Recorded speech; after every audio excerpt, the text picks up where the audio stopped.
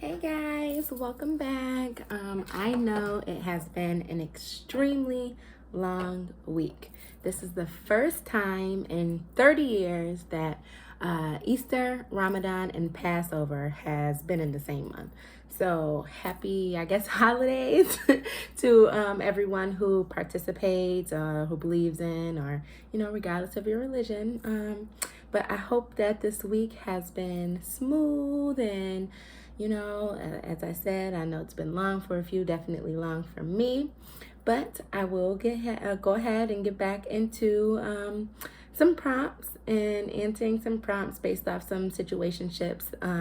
As always, I am reading from Pamela Schindler's Business Research Methods, and right now we are discussing, I'll be discussing chapters 10, 11, and 12. So join me in my handy dandy harmonica and we'll get started. So I'll start with this one. I said a new online digital dashboard has been created for more than 4,000 schools. These dashboards were implemented based on communication and production processes as a response to juggling schoolwork and producing a high-quality school yearbook. Each school has its own dashboard where volunteers, students, staff, and faculty advisors can access it in real time. The online dashboard contains notices, progress towards deadlines, alerts about missing or corrupt content, and more. In order to determine the effectiveness of the new online dashboard process for improving efficiency and quality of each school's yearbook, it is important to measure this research in time. Because the dashboard is accessible in real time, the efficiency and quality of the yearbook is based on the given information from the dashboard within a specific time frame. How often valuable information is produced on the dashboard will determine the effectiveness it has to produce an efficient and quality yearbook.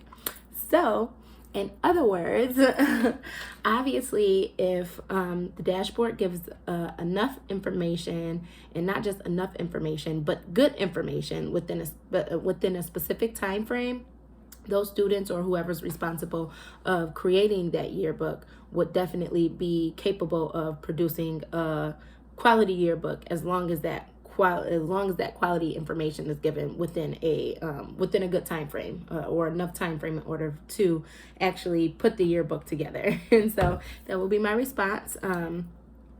And yeah. And to get on to our next question, my response, I said, Kohl's recently announced to its customers that there is a new, easy, secure, and private payment platform using Apple Pay. Because the typical shopper is usually older, the announcement that Kohl's has updated its forms of payment using newer technology is a great way to spark the attention of millennials. Kohl's can also market this change using social media, as social media is one of the biggest platforms available and used majorly by millennials. In order to measure the success of the Apple Pay platform, it will be ideal to use a nominal scale. A nominal scale categorizes or labels variables and focuses on patterns. Kohl's can use the scale to compare the shopper's information and the targeted millennials and the effects of Apple Pay and how Apple Pay could make the investment worthwhile. So again, I always do my breakdown.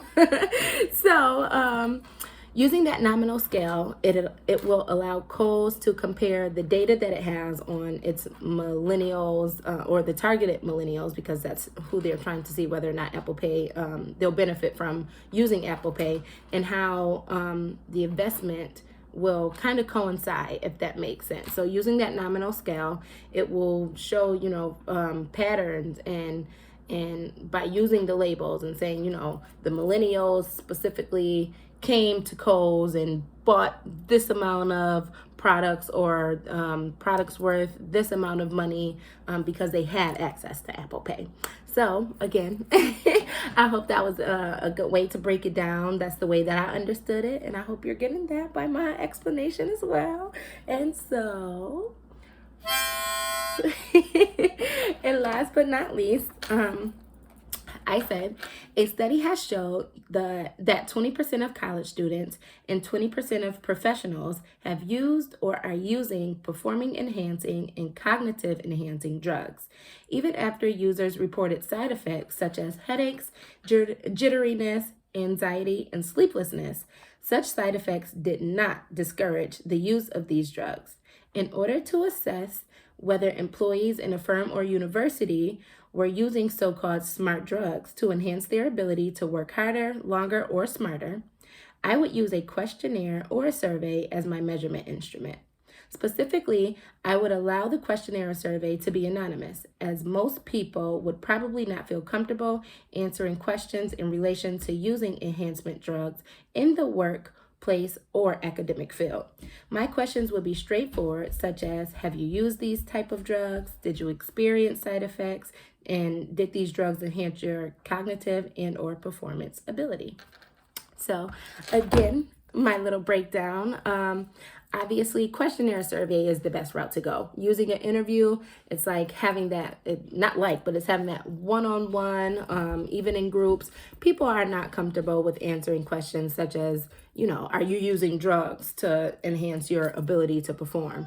So the best way would definitely be either questionnaire survey and making it anonymous, allowing people to present their answers in an honest way without knowing exactly who they are.